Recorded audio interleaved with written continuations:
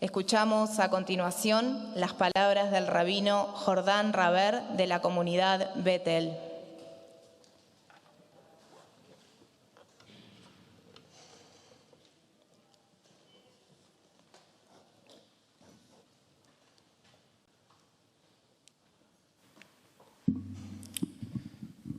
Muchas gracias. Señor Presidente de la Honorable Cámara de Diputados de la Nación, señoras y señores diputados, embajadores, autoridades, hermanos y hermanas de otros credos. Si me lo permiten, quisiera comenzar esta breve alocución en memoria del Papa Francisco, aludiendo a una modesta reseña o viñeta familiar.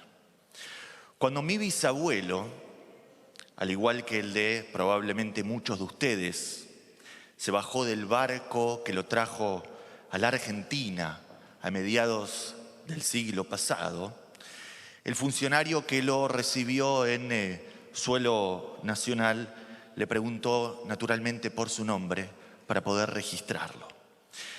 Mi bisabuelo, al menos así cuenta la leyenda familiar, atinó a responder, por supuesto, no en castellano, un idioma que desconocía, sino en yiddish, en su lengua natal.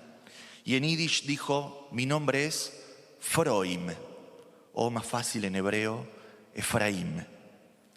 El funcionario, algo impaciente, respondió que aquí, en la Argentina, Froim se decía Francisco. Y así fue. Francisco, al menos en su documento, hasta el final de sus días. Y hoy, mientras evoco esta anécdota ante ustedes, no puedo dejar de pensar en el halo quizás premonitorio que contenía ese gesto burocrático. Quizás me atrevo a imaginar, aquel funcionario intuyó, sin acaso saberlo, que el nombre Francisco, aunque no tuviera nada que ver con el nombre original de mi ancestro, terminaría diciendo mucho, terminaría significando mucho, muchísimo para un judío, para cualquier judío argentino. Porque es verdad, aunque los judíos no tengamos un papa, sino humildes rabinos y maestros, Francisco fue de algún modo también nuestro papa. Un poco el papa de todos los argentinos, sin importar su origen étnico, religioso o su extracción social. Como el profeta Isaías, con visos universalistas, el Papa Francisco se propuso erigir en su morada, en la que nosotros conocimos aquí, o en la que después erigió más allá del mar, una casa, como dice el versículo, una casa de oración para todos los pueblos y para todos los credos.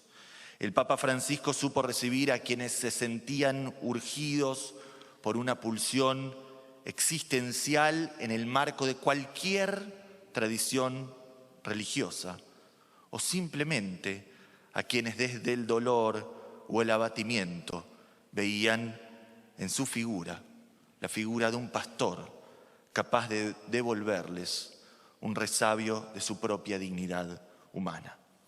Y a esto último algunos llaman compasión, y no es casual, porque antes que clérigo o pontífice, Francisco fue, desde el profundo sentido moral de su vocación, un auténtico cultor de la compasión por el otro.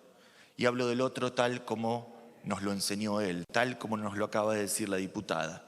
Hablo del otro con mayúsculas, del postergado, del marginado, del desposeído. O hablo del otro simplemente como aquel que se piensa y se sabe distinto de uno mismo. Y quizás de eso se trate verdaderamente el legado del Papa Francisco. Un legado que trae consigo aires de una esperanza mesiánica. Porque es cierto, quizás no veamos, no al menos en nuestros días, al león reposar junto al cabrito, como en la visión del profeta.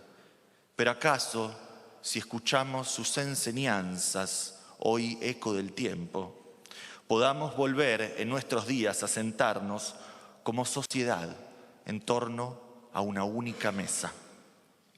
Y no para renunciar a nuestras diferencias, sino para volver a aprender a sostenerlas con respeto.